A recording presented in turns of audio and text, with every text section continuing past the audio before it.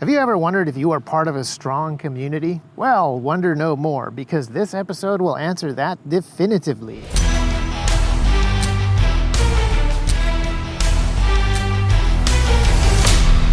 Welcome back to another T-Rex Talk.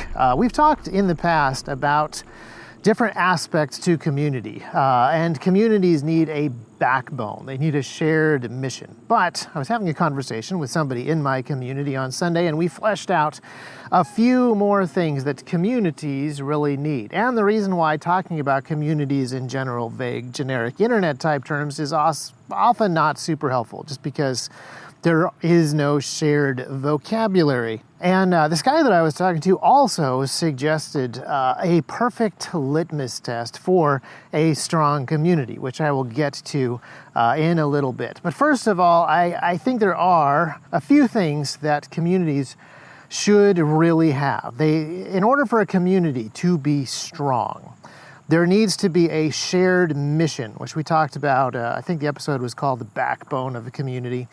There need to be shared experiences. There also needs to be shared growth. People need to be growing together to some extent. There need to be shared hardships, and there need to be shared resources. That kind of goes together, but voluntarily shared resources. If you have a communistic system where the resources are shared mandatorily, then you're not building community bonds. You're not able to grow in selflessness and taking care of other people if you are forced to do it in the barrel of a gun, and you can't be grateful for somebody else's shared resources if they were forced to give them to you. In order for communities to grow closer together with these shared resources, those shared resources need to be voluntarily given. There needs to be a selflessness from the giver and gratitude from the recipient. And that doesn't happen when the federal government is the middleman. And it doesn't happen when the Soviet government is the middleman, etc.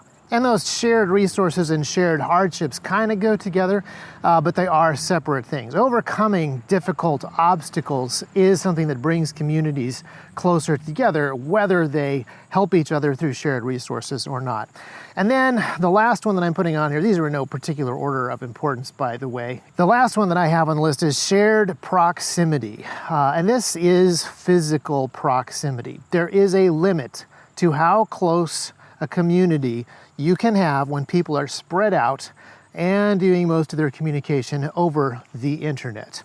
Which brings us to kind of the beginning of the conversation. My theory, and this conversation that I've been having with different folks, is that we use the term community far too loosely and far too widely.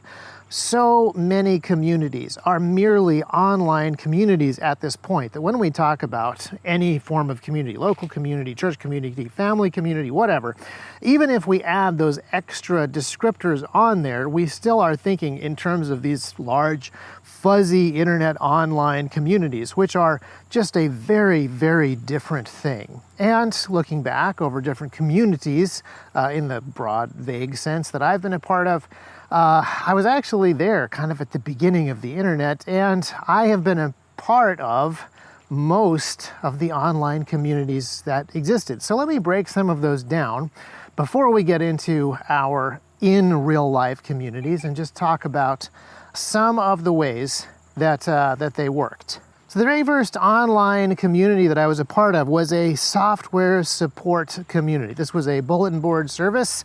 You actually had to dial a number with your modem and connect to the bulletin board, and you could download software updates for a nonlinear editor. But you could also put up files, text files, instructions, tutorials, things like that, and kind of have a conversation with other users. I think that at the beginning, the way that you had a conversation with other users was by uploading text files. There was no real interface for this. And that was a very interesting community. We had something very much in common, but it was pretty much just that we were using this one obscure nonlinear video editor from the Australian company Applied Magic. It was called the Broadcaster Elite. It was one of the first proper nonlinear video editors. It ran on an Amiga 4000. It was super awesome and super clunky, and it no longer exists. That was my first online community, and it wasn't much of a community really. But there are on the internet today lots of these kind of support networks. You will find Stack Exchange, you will find various forums on places like adobe.com where people are asking each other how they can do a certain thing inside of After Effects or how they can fix a certain bug inside of Premiere. This kind of online support network is great because you do have some shared experiences and you do have kind of some shared resources of knowledge, but you're not really on the same mission. You might be asking somebody with a wildly opposing worldview how to do a particular effect inside of After Effects, and you don't really ever develop any sort of relationship with that person, even though you are helping each other out with, this is an expression that I wrote that does such and such, or whatever. And then you have more general forums. These are less common, but around the turn of the century, towards the end of the very late 1900s, there were these forums on the internet. And there were a bunch of different ways that forums could work, but they were like chat rooms, but they had long-running text threads so that you could have longer and more complicated conversations than just on Usenet or Trillium or whatever. And the one that I joined was Ars Technica. Now, admittedly, this was a very specific tech journalism website, and so there were already a very specific kind of flavor of people that were on there, but it was a very different forum experience than just mere software support. These were people that actually wanted to spend time together and develop relationships with each other around something other than just, how do I fix this particular stick of bad RAM? And in many ways, this is the closest thing to an actual real community that I can think of. Part of it was I had just moved to New Zealand, and this was a way of staying in touch with regular Americans, for lack of a better term. And this is a way where I could keep up with kind of what was going on in the world a little bit better. We were moving around in New Zealand, and I definitely had friends, but this was a very interesting place where a lot of very interesting people were talking about interesting things. And it was pretty wide array of things, and it was pretty diverse, but there still were a lot of pieces missing. People were talking about their experiences and reading about each other's experiences, but they weren't really shared. People were learning new things, sometimes together, so there was kind of shared growth. People talked about hardships that they were going through, and people would sympathize and commiserate, but those weren't really shared hardships. And there were definitely some resources that were shared sort of occasionally, but not super often, and there wasn't an easy way to do this. This was before Give, Send, Go, or GoFundMe, or even PayPal. And as far as the proximity goes, there were an awful lot of meetups. People would get together physically in specific locations to do specific things. And this is back in the days when computer techs were not hardcore liberals. So the Texas Ars Technica meetup always had an awful lot of firearms at it. And that was an interesting thing for a bunch of people. Now, because I was living in New Zealand, I never went to any of the big Ars Technica meetups until much later in my life, when I had kind of outgrown it in a number of ways.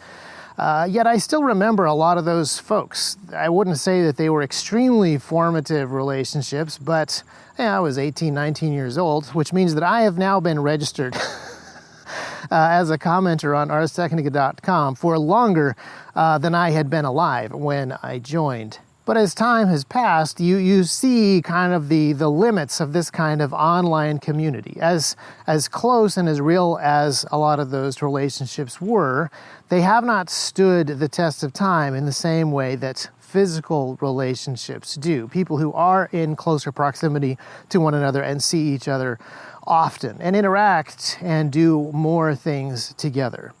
And one of the things that made Ars Technica an interesting online community at that time, when the internet was young and people were just experimenting with a lot of this stuff, is in many ways its diversity was its strength. There wasn't a monoculture on the internet, and so having all these different people from all these different walks of life get together and talk about the things that they did have in common was very interesting, and there was a lot of cross-pollinization. So at the Texas Ars meetups, when people are shooting machine guns, nobody from states that are less gun-friendly are actually clutching their pearls. They want to be with these other people, and they're willing to accept the differences that these other people have because of the few things that they do have in common. And that is something that I don't think the Ars Technica community has really anymore. 20 years later, it is more of a monoculture. The website was purchased by other large tech publishers and has attracted younger readers who are really a lot less diverse in a good way, and it's just a lot less interesting. And this is certainly the case with other online communities. There are forums that are not general purpose forums. They are very specifically focused on something like fandom of a specific franchise, a specific anime, or a specific whatever. And by doing that, by limiting themselves to this, then you get a community of people who are only really held together by their appreciation for this one particular thing. People do not collect together to share aspects of their lives. They only collect together to really share one aspect of their lives, fandom of a specific franchise. And maybe they talk about some other stuff on the periphery, but there is just a lot less shared stuff. There is a shared mission, and it's usually the consumption of a particular type of media. And there's sort of shared experiences because they're all consuming the same kind of media, but that's sort of about it. Those communities don't really have the same kind of vibrancy. And then the very first social networks began to pop up. And these were very interesting because they started off pretty strong. They started off collecting people into groups based on previous physical relationships that they already had, either physical proximity in a specific place or existing friendships. But then the killer app for these social media platforms was that you could connect to friends of friends. You could find friends of friends of friends, and hopefully find people that you wanted to hang out with and follow online based on many different degrees of separation and hops. And that is when the social media platforms began to develop algorithms so that you could actually be collected together with like-minded people and be presented with information that was relevant to your interests based on these larger and larger pools. So if you think about Facebook, you will have Facebook groups that pop up for specific things. Sometimes fandom of a particular franchise, but sometimes political causes. And Facebook is pretty good about intuiting people's political stances on certain issues and automatically connecting them together with the kind of content that they want to see, that Facebook wants them to see.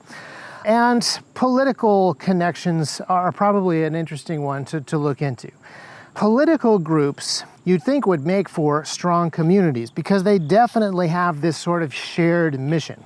And people have usually been driven to an acceptance of that mission through some kind of hardship. So oftentimes you get people who are united by shared hardships, and they work together to accomplish their mission. And yet, being united by causes isn't necessarily the same as a mission. There are a whole bunch of people that have very broad causes. And the Second Amendment community is a perfect example of this.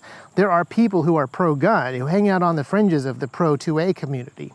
There are people who are pro-2A, but only because they don't want anyone telling them what they should do. They don't have deeper principial reasons for being pro-2A. Then there are people who are pro-2A because they live in dangerous neighborhoods and they would like to have the tools to protect and defend themselves. And then there are people who are pro-2A because they are students of history and they see the Second Amendment as not just a way to keep and bear arms, but a way to keep the fundamental freedoms of the nation intact. And so you have a whole bunch of people that are collected under one sort of community banner that don't necessarily all have the same vision. They don't necessarily have the same mission, even though there's tons of overlap. The Second Amendment community, for lack of a better word, is very wide and very shallow, and it includes people who are ideologically diametrically opposed to everything that the founders wanted, but they do like guns. And they would like to not have their guns taken away because they like them. And then you have people who are much more ideologically opposed to those guys, but would also like to not have their guns taken away. But then there are also political communities that are much more narrow and deep. This is how you end up with pro-life communities on the internet or even in specific states who are extremely specific and oftentimes don't get along with each other. They have not shared missions. There are some of them that would like very specific personhood legislation to be passed, and they are committed to that mission. Then there are other people who are very specifically wanting to do another thing, and that personhood bill is going to be misconstrued or misused, and it's going to get in the way of their political mission. So you end up with people who look like they should be broadly in agreement, but their actual missions that they understand very clearly are in fact not shared. And these kind of schisms are nothing new. They go back to as soon as there were enough people to argue about anything. But what is relatively new is this online component, the fact that you can have entire communities, in quotes, that never see each other face to face, never actually interact on anything but this particular mission. They don't share anything outside of the messages that they have in this particular very narrowly focused Facebook group or whatever. And yet social media and the internet have been around long enough that there are a lot of people who have not really experienced community in real life. Social media and various online forums and platforms have in fact replaced a huge amount of stuff that was happening face to face. The support groups, the knowledge bases, the grassroots organization, the fandom groups, media consumption, almost everything is online now, to the point where it really has taken over an awful lot of physical stuff. And one of the things that was kind of interesting about 2020 and COVID restrictions and lockdowns is it revealed a lot of physical stuff getting taken away from people. A lot of physical things got switched to online, but it also revealed that a lot of stuff was already online. There was already a huge amount of modern American life that can take place entirely on a computer screen. And in some ways, that is a lot more appealing. If I would like to collect a group of people who can help me learn a video editing software or a 3D animation software, I am way, way more likely to find those people on the internet than in Centerville, Tennessee. I can find people who are a lot more fun to hang out with or a lot more appreciative of my particular hobbies and interests if my pool is the whole internet instead of my neighborhood. And so this just kind of happens. The gravity is pulling in that particular direction. And there's another benefit too. If there is drama, which is, likely because humans are involved, on the internet it's a lot easier to cut ties with people. I can just mute them or block them, or I could just never log into that forum ever again. I can just go somewhere else without any type of reconciliation. And that's kind of a big deal. It's appealing, of course, to just leave the drama behind as opposed to the hard work of dealing with it. But what you take with you when you leave a community like that is bitterness. This is part of the reason that we have a lot of victim mentality, I think, in our current culture. Part of it is that victim mentality is a source of power and it is rewarded, but also because it is so easy to walk away, not deal with anything, and be the victim. Carry that bitterness with you and never, ever get it resolved.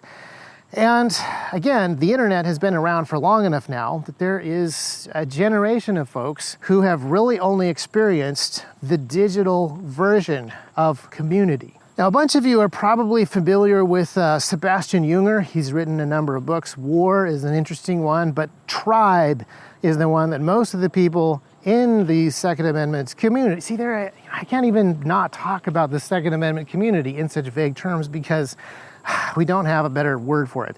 The giant Second Amendment blob is very familiar with Sebastian Junger's book, Tribe. It was trendy, it was popular, and I think that it has some fascinating points. If you don't know, Sebastian Junger is a journalist, and he embedded with American soldiers in Afghanistan for a while. This was I can't remember the location or the group, but it was a small group of people way out front in the wild west of Afghanistan. Frontline stuff, pretty intense.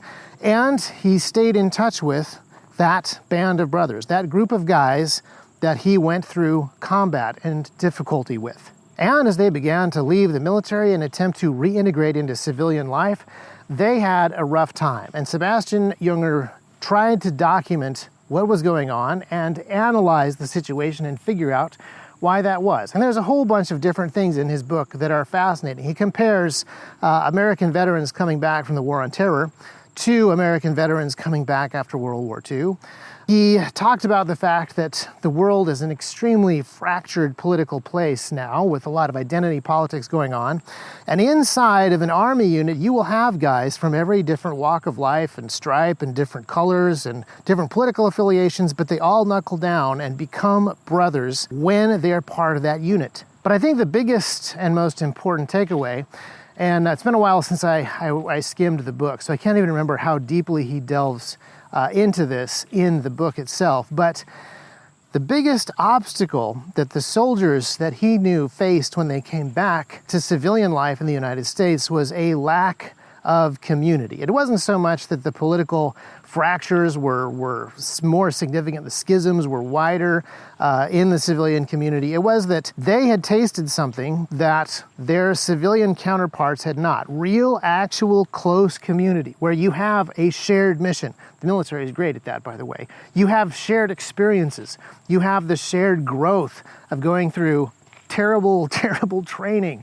You have the shared hardships of everything that is involved in peacetime soldiery and everything that is involved in combat, where you have shared resources and you have borne one another's burdens, and you have this shared proximity where you are tightly packed together and really living cheek by jowl in some of these forward operating bases or wherever, sharing foxholes and sharing equipment as you overcome obstacles together. And it's interesting to compare these with World War II vets. World War II vets had a similar experience with, much more primitive technology and much larger swaths of the American population going over to Europe and the Pacific to overcome these obstacles together, to deal with these hardships together, to support one another and be there for one another in these terrible conditions. But what happened with the World War II veterans is when they came back home, they came back home and plugged back into their actual communities. Most of them moved back to the towns that they left. They moved back to the families that they had had before. They plugged back into the churches that they had before. They plugged back into the professional organizations and oftentimes the same jobs that they had before. There was a cohesive community that they were already a part of. So when they disentangled themselves from the military community that they had built, they had something to plug back into. And because I am very, very old, I actually remember the pre-internet world relatively well.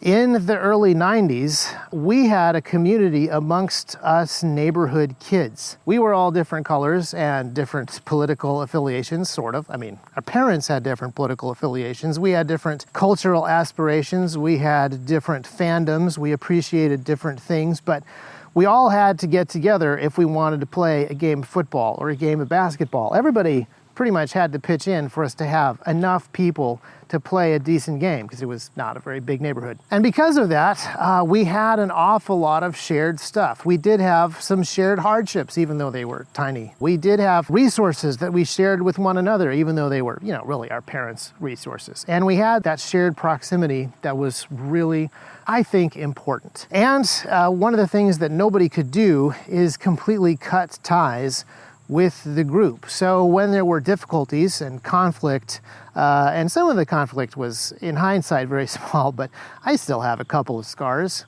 like actual physical scars from way back then.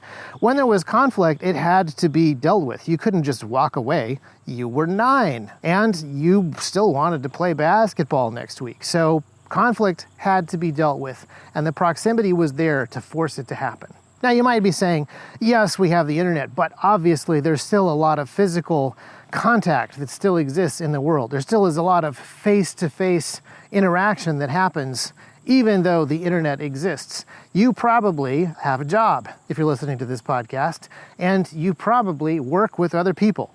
Maybe you work entirely from home and talk to folks entirely over Zoom, but generally speaking, I think that the listenership of this podcast is a little more blue collar and a little more conservative and a little more likely to do a lot of hands-on type work and a little bit more face-to-face stuff with people. And that is great because in a job you do have face-to-face time and there is teamwork and you may have some shared goals. But is it really the same as a strong community? Do you really have that same shared mission? That kind of depends on the job. If you have a big, boring corporate job, there may not be any type of shared mission. Your department may not even have a shared mission. Your department may just have a whole bunch of people undergoing the shared hardship of generating and filing TPS reports. You may have specific goals that are just busy work. Corporate America has been kind of brutal this way. Now, it's great to be at a job where you are around people who have differences of experience and differences in perspective, but you still need some stuff in common. It's possible that the only thing that you and your coworkers have in common is a desire for a paycheck. And if there is purposelessness in your job, that's very likely. If you're just sharing the company's resources, it doesn't really build the same type of bond that when you share your own resources to accomplish things. Now, there are businesses that are very different. There are jobs that are very different. And I've been really blessed to have jobs where there's a lot more going on than just corporate busy work. I used to work in film and television, and that, I think, is a really solid place where you have very clear and specific missions, and you have to be clever and come up with ways of accomplishing those. And it requires significant teamwork. There's a quote from a famous director that says, "The best thing about filmmaking is that it is collaborative, and the worst thing about filmmaking is that it is collaborative." So even though Hollywood is a terrible, terrible place that destroys souls and people, filmmaking is a really fascinating job that is kind of like going to war. You go on location, you work with people, teamwork is absolutely essential. Everybody has to pitch in, everybody has to solve problems, everybody has to share resources. That can be really interesting and fulfilling, and that is why a lot of folks on film sets do develop communities. And sometimes there are organizations that come out of this, which leads me to unions and guilds. Now, unions in the United States have turned into an extremely political, power-wielding thing. They're not actually for the sake of community. But guilds can be a little bit different. When I was doing film and television work in New Zealand, I was part of the Techos Guild. Pretty small film industry down there, pre-Lord of the Rings. And so we had a generic Techos Guild. A lot of the technicians who worked on films were part of the same little guild, which meant that you got a newsletter which more or less just kept you up to date with projects that were going on and who was working on them, and what part of the country people were actually in. And that resulted in a lot of actual relationship stuff. That was real community stuff. If you knew that so-and-so was up working on a project in your neck of the woods, you could offer to help out, or you could give him a place to stay, or that sort of thing. And I wasn't part of the Techos Guild for long enough to get to know that community super well, but it felt like a largely real, actual community. But it was still missing some things. There was a shared mission, but the mission was only ever pursuit of filmmaking as a craft, or, whatever the movie was. And as soon as the show was over, new mission. And the shared experiences and hardships were there, but a lot of these things are tied to specific projects that just kind of come and go. And again, in the United States, your union systems are just so big and so corporate and so powerful and so political that union members actually don't get to do a whole lot unless they are specifically called out to strike. I don't know if you've been paying any attention to the Writers Guild of America and the SAG-AFTRA strikes that are going on in Hollywood right now, but they're kind of, sad and hilarious to watch at the same time. One of my favorite moments was when Mark Ruffalo, I think it was, pointed out like, hey, while we're striking from the big studio pictures, let's go work on some indie films. What a great opportunity for us to work on some indie films. But then somebody pointed out like, yeah, I've been trying, there's no indie films going on right now. And so the big studios and the unions have actually kind of teamed up together to squash independent film production to the point that when there is a strike and you can't work on any union pictures and you can't work on any big studio pictures, there literally is no other game in town. The union, which theoretically is standing up for the workers, has really benefited the studios a huge amount in this particular way. The union does a terrible job of looking out for everybody in its community when its main goal is political power and money, and Hollywood ruins everything it touches. Even filmmaking has been ruined by Hollywood. Very sad. Now, outside of unions, though, there are some sort of professional clubs that you can be a part of, or not even professional clubs, but lodges, the Masons. There's various other groups out there where people get together and they do try to have a shared mission, and they have shared experiences, and they learn things and have shared growth, and they maintain relationships that are difficult to walk away from, which is good for the development of the person. And sometimes these are actual relationships. And I have known guys who are Masons who say, like, yeah, as soon as I got out of dental school, my dad's friends came around and they said, hey, pal, we are going to loan you the money to get stood up so you can hang out your own shingle as a dentist. You're not going to have to go to the banks. We are friends. We're here to support you. And that kind of actual community support is cool.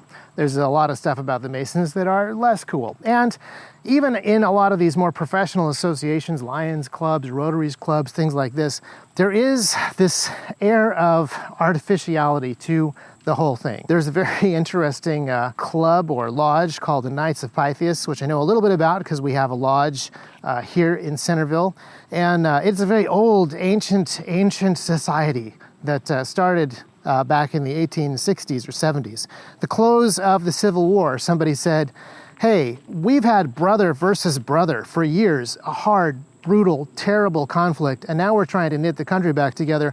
We need to create clubs that are about male friendship, people actually being strong friends with one another to rebuild some of these communities, which is an admirable goal. And they pulled some ancient mythology together and a bunch of rituals, and I'm sure that real relationships were created. It was a relatively successful semi-secret society for a few decades following the war between the states. And it's dwindling now for a bunch of reasons, partly the internet, but also because there's just a tremendous amount of artificiality to the whole thing. Like all of their rituals, all of the shared mission, and the shared hardships, the shared growth, all of this stuff is just incredibly fake. You have these rituals where you cross swords on top of a coffin and you balance the book on it and you do the things and you blindfold the people and you recite the words, and this is shared experiences, sure, and it's kind of shared hardships and so forth, but it is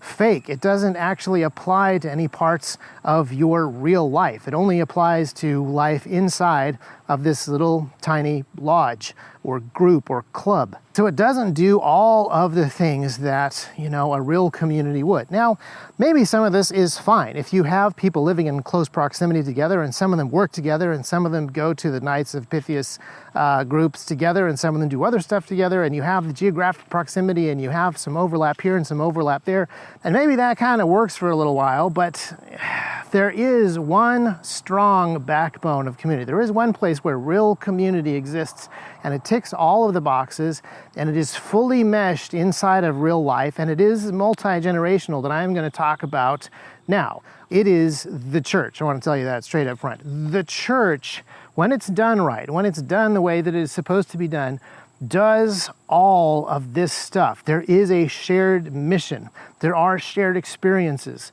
There is shared growth. That is the purpose of the Christian walk and the purpose of the church. There are shared hardships. And if you know anything about church, you know that they are not artificially created.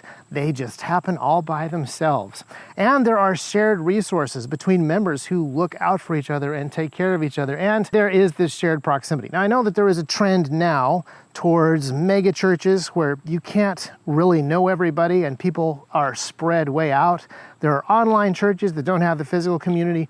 I don't think that those actually allow you to do all of the stuff that a strong community requires, obviously, but I also don't think that those allow you to do all the things that the Bible actually says that church is supposed to do. The mission of the church requires that the body be together. There's all sorts of verses that you're probably familiar with, even if you're not a Christian. There are verses that talk about everybody in the church body being a different part. Some people are eyes, some people are hands, and the hand should never say, I'm not an eye, so I'm not useful, and vice versa. This kind of strength through diversity that works because everybody is following a common mission and has a common head and is going through these sorts of common experiences together is really rich and vibrant. And the other thing that the church has that these other things generally don't, the military cannot have this, your employment opportunities are not really going to do this. your Masons, your other clubs and lodges aren't going to have this. The church is a community center for the entire family. So your kids are there, your wife is there. There is a multi-generational thing that is happening in this particular community. And that is where we come to the litmus test that my friend suggested. His test, he says, if this is not happening in your community, whatever your community is, this is not a perfect 100% binary litmus test, but he says if your community is not sharing baby clothes with each other, then it's not a strong community on a couple of levels. One is, if your community isn't procreating, then it's probably not a strong community with a significant future ahead of it. But the other is that having children is shared experiences, and it is shared hardships, and it is shared growth as your children grow. And as your children grow and you take on the role of parenting them, you take on a shared mission. This is a thing that all parents should have in common. And if you're inside of a church together and you are together on other missions as well, this really does bring people together. And your children are friends with each other. And you are aware of what a hardship it is to have a tiny newborn in the house and no sleep. And you know that you have an entire bushel of baby clothes from when your kids were tiny. And you know that so-and-so are about to have a baby. And the most natural thing in the world for you to do is to hand down your baby clothes to them. And I know that this happens in certain jobs. I have seen the trafficking of baby clothes hand-me-downs inside of T-Rex. And I know this will happen inside of other online communities here and there. But the church, when it's done right, when it's done properly, when it's done biblically, is a place where you really have this kind of community where all of the boxes get ticked. And the support network is really there. When we in the Second Amendment online community group fuzzy blob talk about building communities, we are talking about people who will be there for one another in emergencies. But if you want to build this kind of community where that level of support is there, you need to be building a community where people are there for each other all the time, where the helping is happening all the time, when the resources are being voluntarily shared and the hardships are being overcome all the time. And the good news is, if you have a church and the church is healthy and the families are having children and they're just living normal life, there will be plenty of those small emergencies inside of the church for people to be constantly confronted with and constantly overcoming together. And you can try to build this in other places, but everything that I have experienced in life, everything that I have seen, everything that I have read about, every attempt to build some kind of church analog without that core shared mission, without that backbone, without those principles that are there, is just going to be missing some of the pieces. And by missing some of the pieces, you just lack a lot of the power of community. Now, I'm not recommending that you, if you hate Christianity and you hate the Bible, I'm not recommending that you just go plug yourself straight into a church, hold your nose, and just suffer through it because you want people around you who will take care of you when you have difficulties. You will not be very helpful to the folks in that church. I'm suggesting that if you really want the kind of organic relationships, the kind of self-sacrifice that we in the Second Amendment fuzzy blob community talk about, there's a bunch of stuff that you actually need to do. You must be capable of contributing, and you must be placing yourself in these places where you will be learning and you will be growing, and you'll be placing yourself under the authority of church leadership, and you'll be placing yourself in sticky relationships with other people where it is hard to cut and run when the drama shows up. And you might even have to come to grips with the fact that you should be in a church. Now, that being said, there are also, I think, some very good arguments for the church as an institution outside of personal experience and pragmatism. But in talking about the effectiveness of communities, the things that they should have, all the boxes that should be ticked so that they can actually function, I can't get away from the church. And I'm saying that as somebody who has never seen a flawless church, has never seen a perfect church, and never will see a perfect church on this planet. But this is nevertheless my conviction. And something else that I want to talk about, which is kind of a callback to last week's episode. I mentioned that the government, the civil government, is one institution, and there should be several. I believe that the church is an institution, the family is an institution, and the state is an institution. Those are the three institutions that have been created and limited by God. They've been empowered by God, but also limited by God. And those limits are laid down in Scripture. And when we see those three institutions respecting each other's authority, but also respecting their individual jurisdictional limits, that is when things are going well. That is how things are supposed to work.